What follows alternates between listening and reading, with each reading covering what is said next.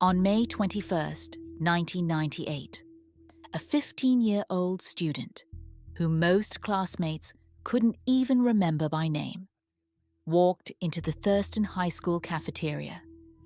Under a long trench coat, he was hiding a semi-automatic rifle. And this quiet, inconspicuous guy, who never caused trouble and always sat somewhere in the back rows, would open fire on his own classmates just a few minutes later. But to understand how he reached this point, one must go back a bit and understand who Kip Kinkel really was and why no one around him noticed what was happening. Springfield, Oregon, is a small town in the Willamette River Valley, right next to Eugene. Sawmills, farms, a solid middle class, and an atmosphere where neighbors know each other and doors aren't locked until late at night.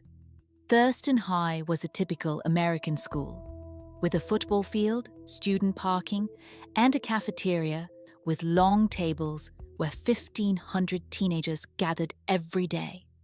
Some were on the cheerleading squad, some did wrestling, and some just sat through classes waiting for graduation.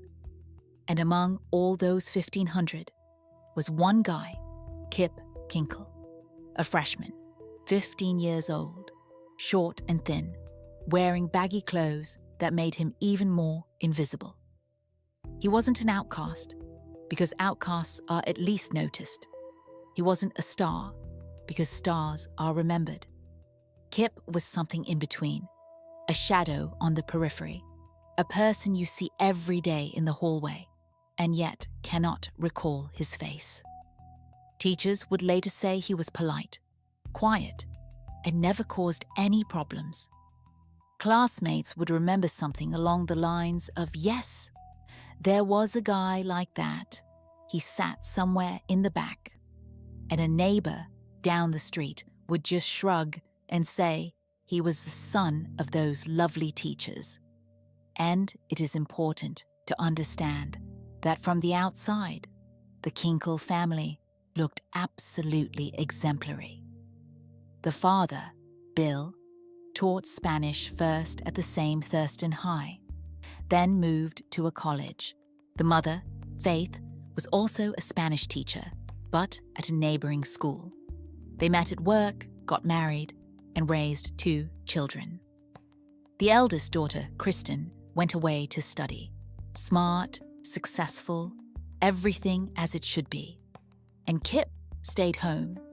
The youngest, the one who didn't catch on quickly, who was held back in the first grade, for whom they hired tutors and took to specialists.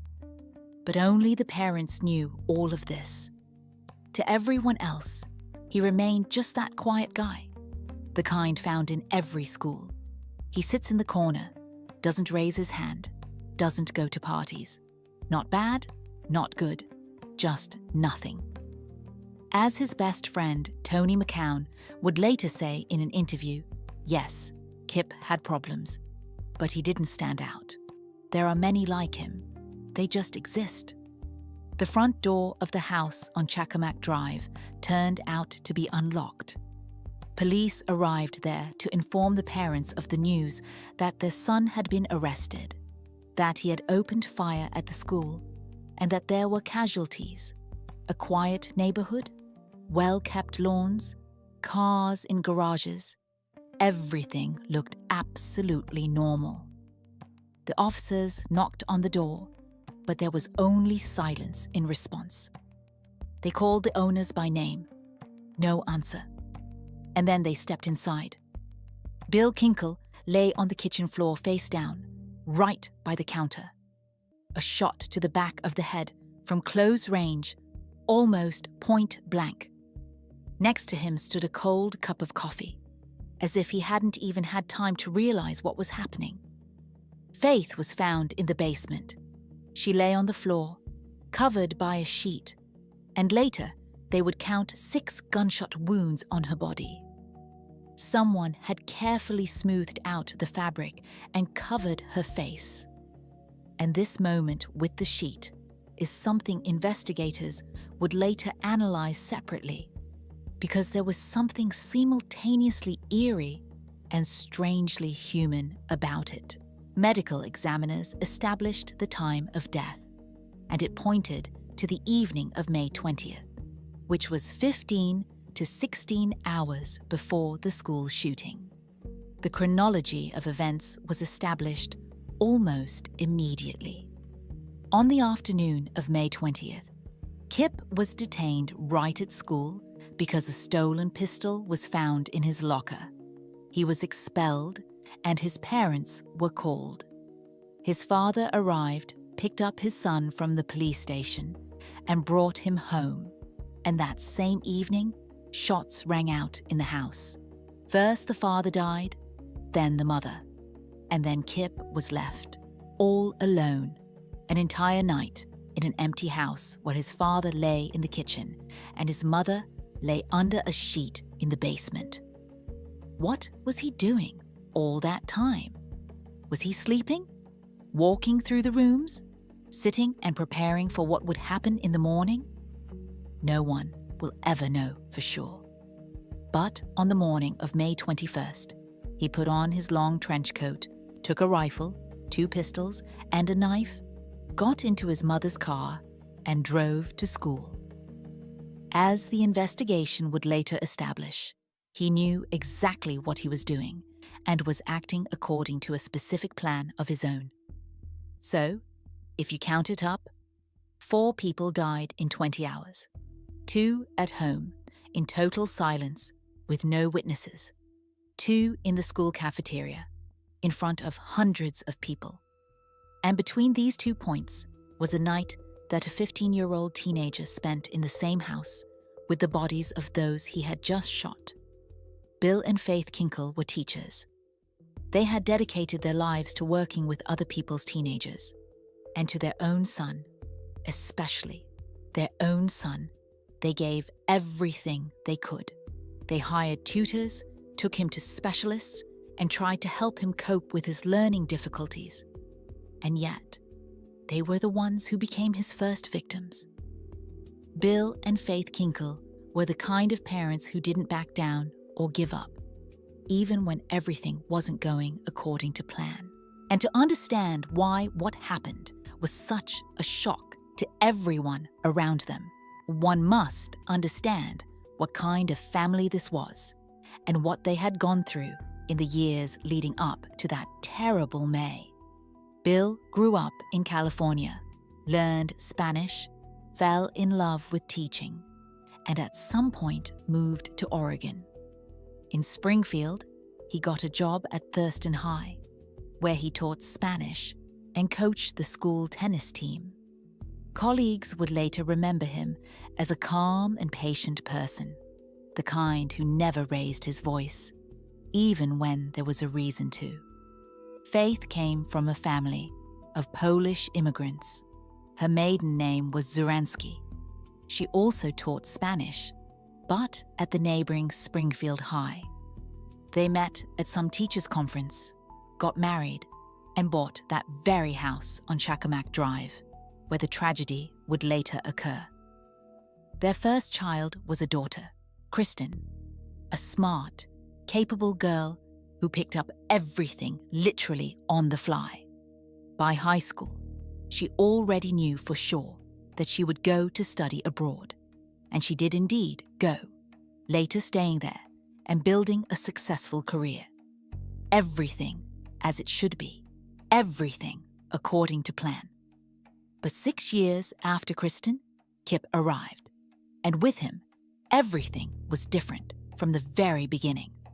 When Kip turned 6, the family went to Spain for a whole year because Bill had a sabbatical. Kristen acclimated there almost instantly, but Kip never spoke Spanish until the very end of the trip. Teachers at the local school noted that he didn't engage in the process, didn't understand what was happening around him, and was noticeably lagging behind the other children. When the family returned to Oregon and Kip entered the 1st grade, teachers recommended he be held back a year because he was immature, developing slowly, and couldn't keep up with the curriculum. The parents agreed. Later, he was diagnosed with dyslexia. Then began the tutors, special classes, and endless visits to various specialists. And here it is important to understand that Bill and Faith did not back down. They didn't send their son to a boarding school. They didn't wave it off. They didn't tell themselves that he would eventually outgrow it. They were constantly looking for ways to help him, trying different approaches, paying for doctors and consultants. Neighbors saw a perfectly ordinary family. 2 working parents, a well-kept house, polite teenagers. None of them even suspected how much effort actually went into making everything look normal. So, Kip grew up in the constant shadow of his older sister, and with each passing year, it became clearer that something was wrong, that something inside him worked completely differently. Dyslexia in itself is not a death sentence. Millions of people live with it perfectly normally and achieve success.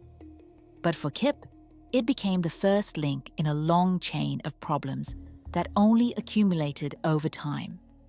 Reading was true torture for him. Letters jumped before his eyes, words fell apart, and what came easily to others was forced for him. Kristen brought home A's one after another while he sat over his homework for 3 hours and ended up with C's. Teachers told the parents the same thing. He tries, but he can't keep up. Bill and Faith hired tutors, and that helped, but not for long. The effect quickly wore off. By middle school, Kip finally found something he was better at than others. Only it wasn't reading, sports, or music. It was destruction. First came firecrackers, the ordinary store-bought kind you can find in any shop. Then he moved on to homemade ones because the internet already existed by then, and finding instructions wasn't difficult. Jars of chemicals, wires, and fuses began to appear in the garage, and all of this gradually turned into his personal laboratory. Once, he and a friend blew something up in an old quarry outside of town, and the roar of the explosion was heard for a mile. The parents found out. There was a serious conversation, punishment, and a ban on leaving the house for a whole month. But what is important to understand is that the interest didn't disappear. It just went deeper and became less noticeable to those around him. Parallel to this, Kip developed another passion: knives. He began to collect a whole collection: folding, hunting, tactical, of various sizes and shapes. The parents didn't forbid it because their reasoning was simple. It's not a firearm, it's just a hobby, like many boys have. In his room hung a special board with blades, and guess who saw it would only shrug and say something like, "Boys will be boys. What can you expect from them?" But Bill and Faith still noticed that something was wrong with their son, and they took him to a psychologist. He conducted tests, talked with Kip, and wrote a conclusion in which he noted a tendency toward aggression and recommended anger management. He scheduled regular sessions. Kip attended them for several months and then simply stopped. And for some reason, the parents did not insist on continuing. So when he turned 12, his fascination with weapons stopped being just a hobby and began to turn into something else entirely. A true obsession that only intensified with each passing year. 12 is the age when firecrackers no longer impress, and you want something more serious. And it was then that Kip began to talk about weapons constantly, literally at every opportunity. Which calibers were better for different purposes, what the recoil was for different models, how the automation worked in semi-automatic rifles. Classmates would later recall that he could talk about all this for hours, as if no other topics for conversation existed. In a rhetoric class, when it was necessary to choose a topic for a presentation, Kip chose the instructions for assembling a bomb. The teacher didn't stop him because he considered it a manifestation of freedom of speech and a research approach. Kip explained everything in detail in front of the whole class. The classmates laughed, and the teacher gave him a good grade. And this moment would later be analyzed separately, because it was one of those signals that everyone missed. At home, meanwhile, the knife collection continued to grow. Catalogues from gun shops appeared, along with posters of military equipment on the walls. Kip told his friends that he wanted to join the army after school and that he wanted to know what it was like to shoot someone. The parents heard this, but dismissed it as typical teenage posturing, because boys at that age often say foolish things to seem cool to their peers. But Bill Kinkel still understood that his son was obsessed with this topic and that it wouldn't go away on its own. Something had to be done. And then he made a decision that, at the time, seemed absolutely right to him. For Christmas, Kip received a single-shot .22 caliber rifle as a gift, his father's old one. Bill had once received it as a child from his own father, and now he was passing this family relic to his son. The logic was simple. If an obsession cannot be stopped, then it must be led, taken under control, made legal and safe so that everything happened under supervision rather than in quarries outside of town. They began to go to the shooting range together, father and son. Bill taught the correct grip, safe handling of weapons, and discipline on the firing line. He sincerely hoped that he had finally found a way to reach Kip, to find common ground through this shared activity.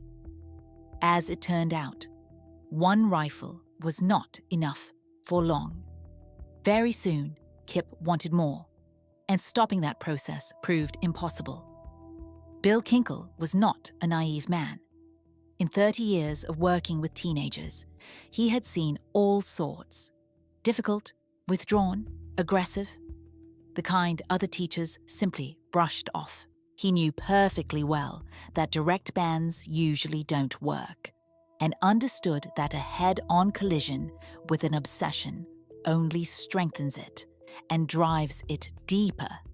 That is precisely why he chose a completely different path. Psychologist Jeffrey Hicks, who was treating Kip at the time, supported the idea. Faith initially doubted it, because having a weapon in a house with a teenager with obvious problems seemed like a bad idea to her. But Hicks explained his logic. Give him a legal outlet for this energy. Turn a dangerous fascination into a controlled hobby. The father will be there, rules will be established. Everything happens under supervision, and in this way, you can direct this interest into a safe channel. Faith listened to the arguments and eventually agreed, and the next 2 years did indeed look almost normal. Kip and Bill went to the range on weekends, spent time there together, and from the outside, it seemed like a typical father-son activity. The father patiently explained safety techniques, storage rules, and Oregon state laws regarding ownership and use. Kip listened attentively, followed all instructions, and did not violate the established agreements. Bill gradually began to believe that he had finally found the key to his son that he had been searching for so long. For the first time in years, they had a real common interest. Kip talked to his father, asked for his advice, and looked forward to the weekend trips together. It was much more than just a hobby. It was a bridge between them, the first real connection that worked. But here is what Bill did not know. He only saw what happened beside him: the range, paper targets, cleaning the weapons together after practice. But what Kip did the rest of the time, when his father wasn't around, remained completely in the shadows. Conversations with friends became darker with each passing month. The fantasies he shared became more concrete and detailed. Internet searches became increasingly specific, and if anyone had looked into his browser history, they would have seen things that should have caused serious concern. So, the single-shot rifle was no longer enough for Kip. He wanted more, and this desire only grew. By the spring of '98, 4 firearms were kept in Kip's room. That same single-shot rifle he received as a gift from his father for Christmas. A semi-automatic Ruger 1022, which Bill bought later after Kip proved he could handle weapons responsibly and follow all safety rules. And 2 pistols, a 9mm Glock 19 and a .22 caliber Ruger, both acquired without any knowledge of his parents. And that wasn't all. Plus, there were the knives, the same collection hanging on the board in his room in plain sight. Plus, the homemade explosive devices he hid in the garage, away from his parents' eyes. So, Bill and Faith only knew about the 2 rifles. This was legal. It was agreed upon between them, and the weapons were kept in a special safe, although Kip had free access to it. As for everything else, they either didn't know or perhaps simply didn't want to know, because then they would have to admit that the situation had spun out of control. He bought the Glock from a classmate who had stolen the pistol from the father of a friend. The deal took place right at school, in the parking lot, in broad daylight. $300 in cash. Kip brought the money from home. The second pistol appeared in much the same way, through acquaintances of acquaintances. Teenagers in Springfield quickly found out.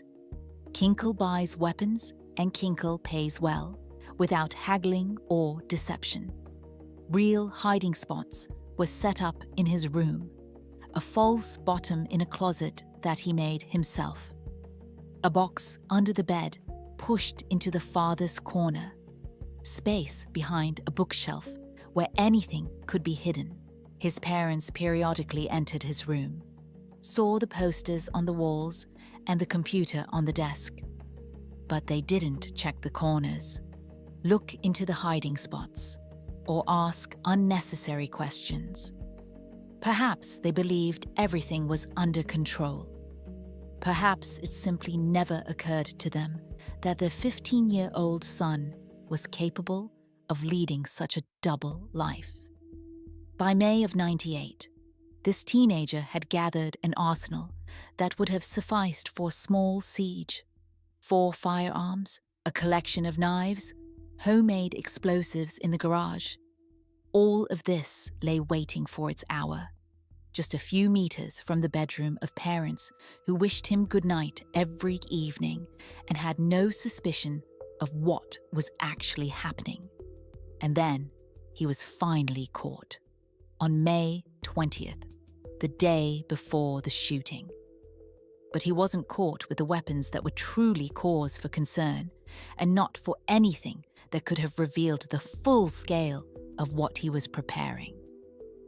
A tip came from another student on the morning of May 20th, exactly 1 day before what would happen in the cafeteria. One of the students heard that Kinkel had brought a gun to school and reported it to the administration. Vice Principal Don Stone, who was also a football coach, immediately called security, and they went together to Kip's locker. Inside lay a loaded .32 caliber Beretta, the very stolen pistol he had once bought in the school parking lot.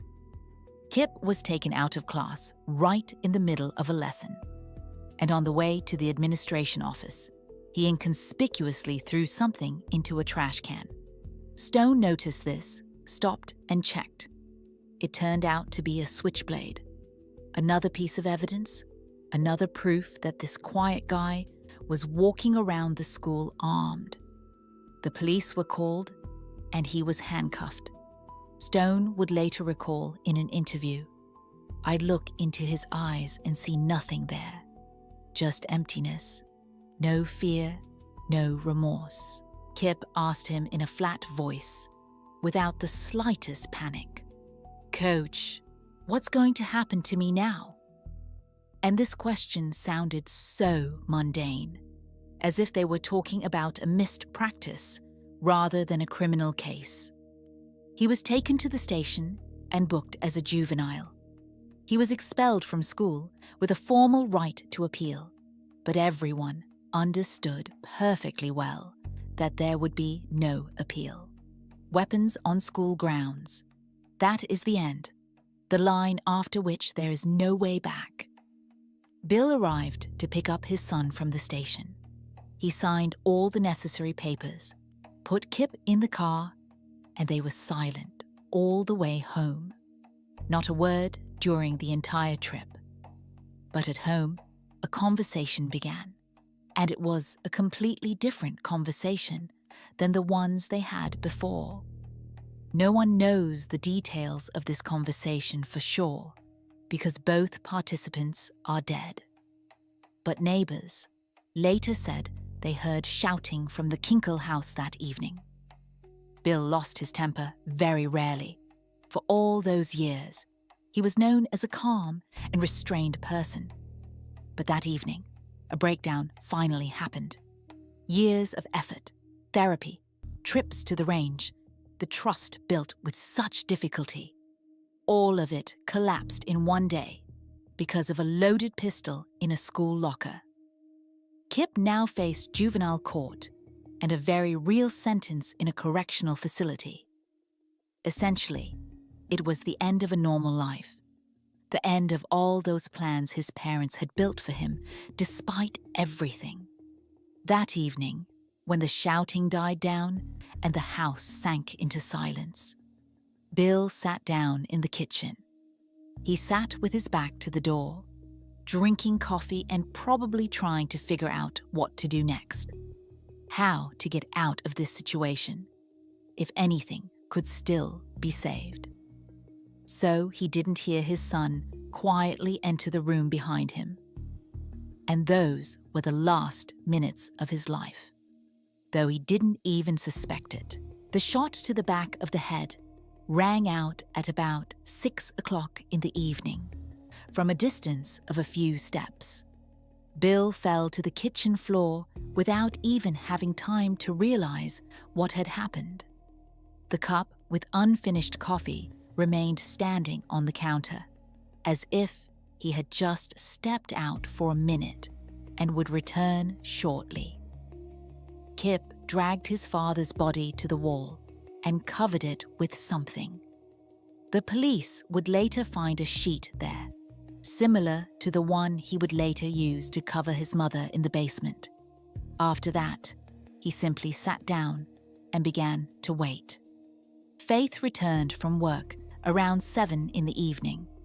She entered through the garage, as she had done every day for many years, and called for her husband. In response, there was only silence.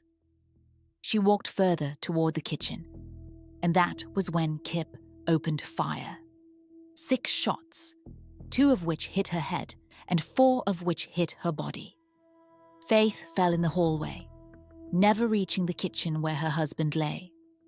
After that, Kip waited again for some time. Then he went downstairs, took his mother's body, and carried it to the basement. He laid it on the floor, covered it with a sheet, and carefully smoothed out the edges of the fabric, covering her face. Investigators would later analyze this moment separately, because there was something simultaneously eerie and strangely human about it. A final gesture of care from a person who had just committed a murder. And then, standing over his mother's body in the basement, He spoke 3 words aloud. He would tell this later in court. "I love you." He said it and went upstairs. Ahead was an entire night. 2 corpses lay in the house, one in the kitchen, the other in the basement. And outside the window, a typical Springfield evening continued.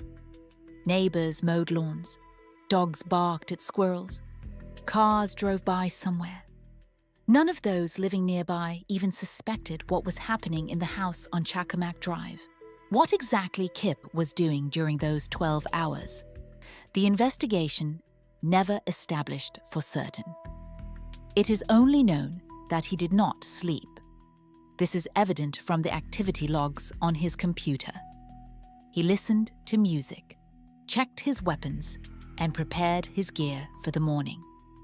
Perhaps he simply walked through the rooms and thought about what would happen tomorrow. Perhaps he sat and stared at a single point. No one will ever know. On the morning of May 21st, he put on that same long trench coat, under which he hid 2 holsters with pistols, pouches with spare ammunition, and a knife on his belt. He took his father's semi-automatic rifle, the very one Bill had once bought for him as a sign of trust.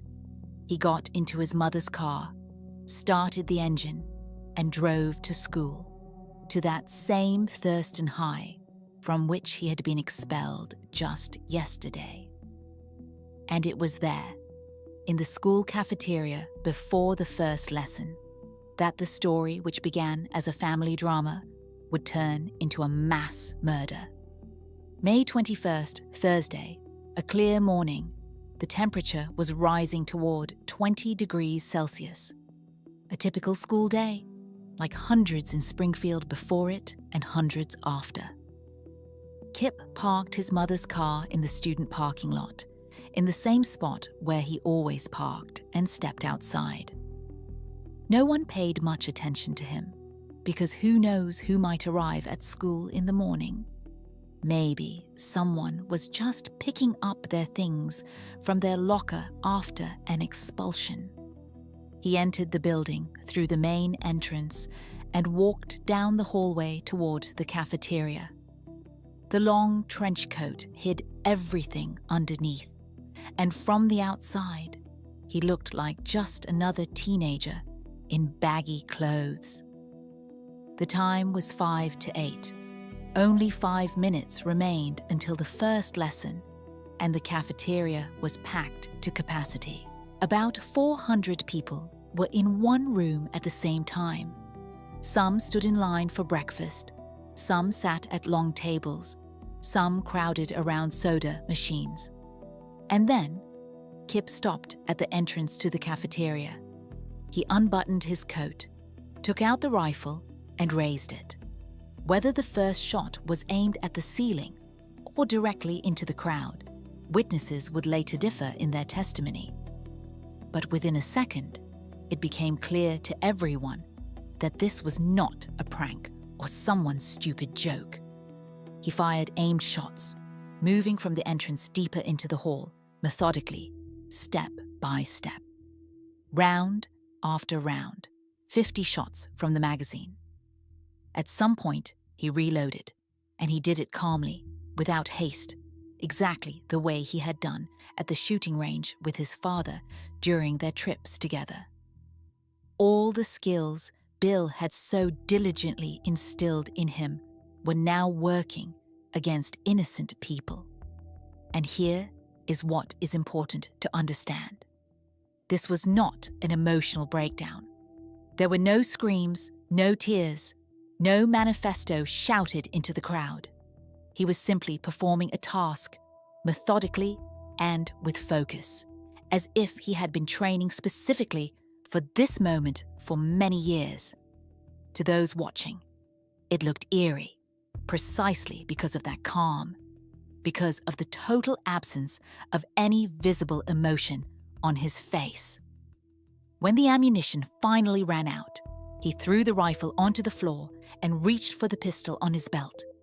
But he didn't have time to draw it, because at that exact moment, Jacob Riker, who already had a bullet in his chest, stood up and tackled him. 2 other boys followed. Together, they pinned Kip to the floor and knocked the knife he had managed to grab out of his hand. Kip did not resist. He just lay on the tile floor and stared at the ceiling as if it were all over, and he didn't care what happened next.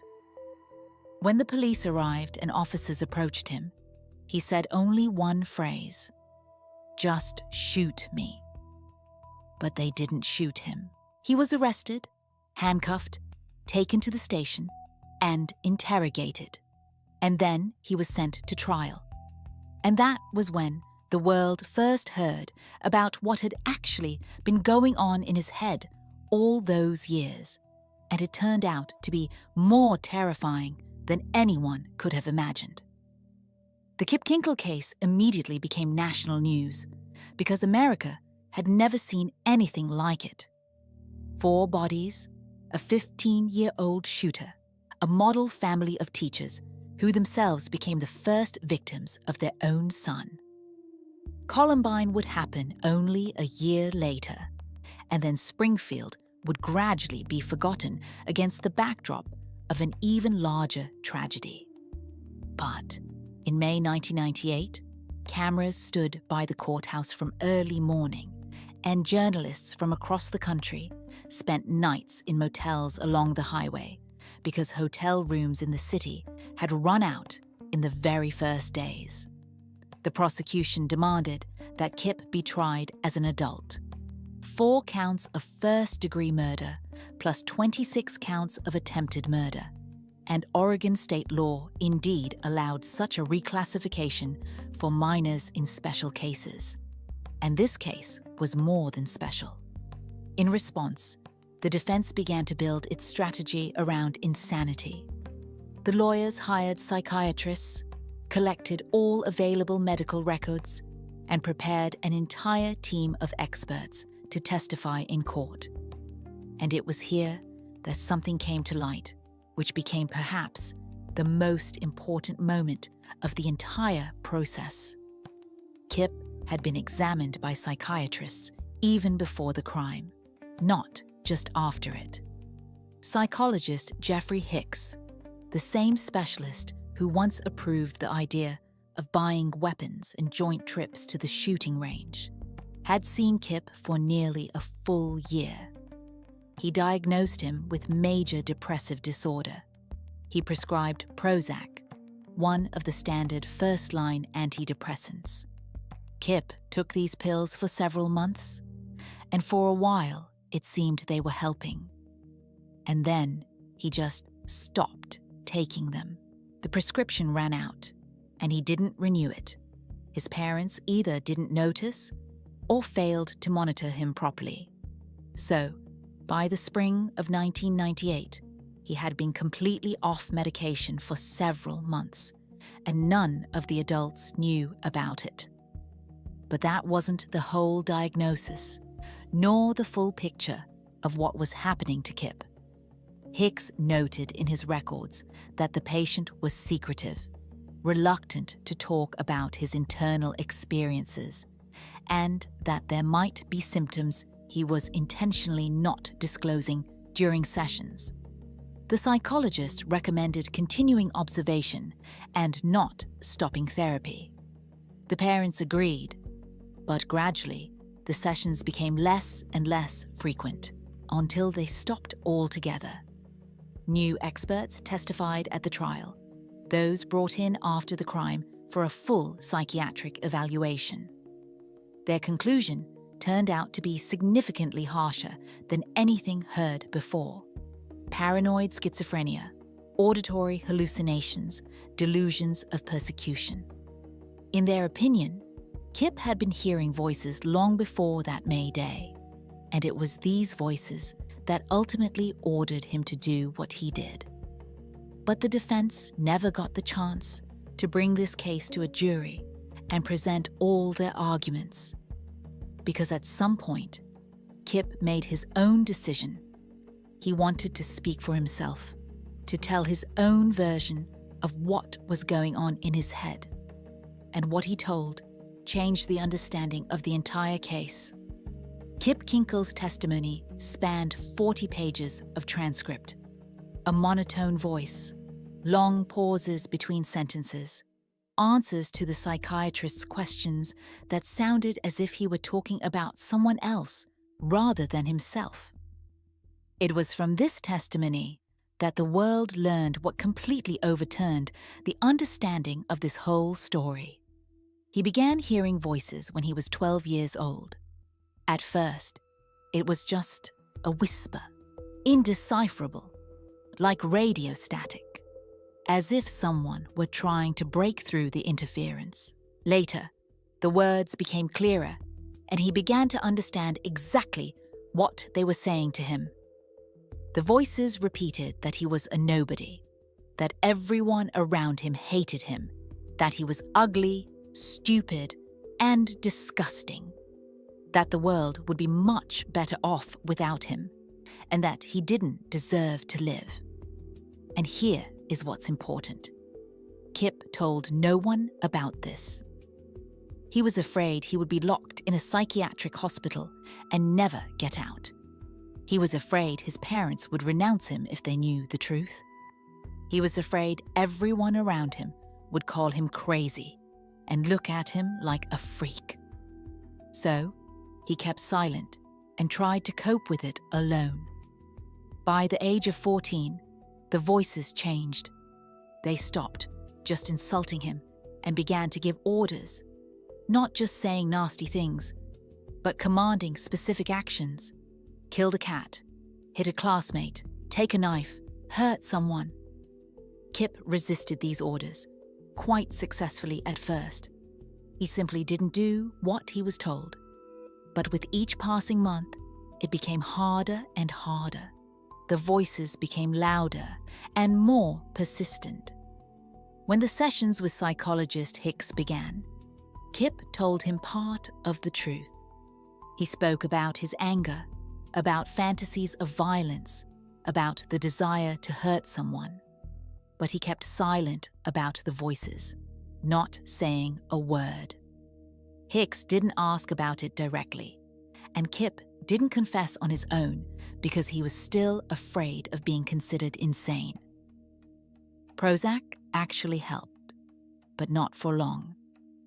While Kip was taking the pills, the voices became significantly quieter.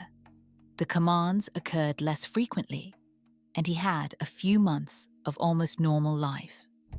He even began to think that maybe everything would work out. And then he stopped taking the medicine. The prescription ran out, and he simply didn't renew it. The voices returned louder than ever before, and now they said very specific things. Kill your parents. They already know about you. They see that something is wrong with you, and they will definitely hand you over to the doctors. You'll be locked in a hospital forever, and you'll never get out. And the voices also said, go to school. Everyone who laughed at you is there. Everyone who didn't notice you and pretended you didn't exist is there. Go and show them all. To the psychiatrist's question about why his parents became the first victims, Kip answered without the slightest pause. The voices said, I had to do it. I loved them, and I had to kill them. Exactly like that, in those words, without any attempt to explain or justify himself. And this combination of love and murder in one sentence became perhaps the most chilling moment of the entire trial. After Kip's testimony, the defense presented a detailed chronology to the court. But it wasn't a chronology of his life. It was a chronology of the entire system that theoretically should have stopped him long before that May morning.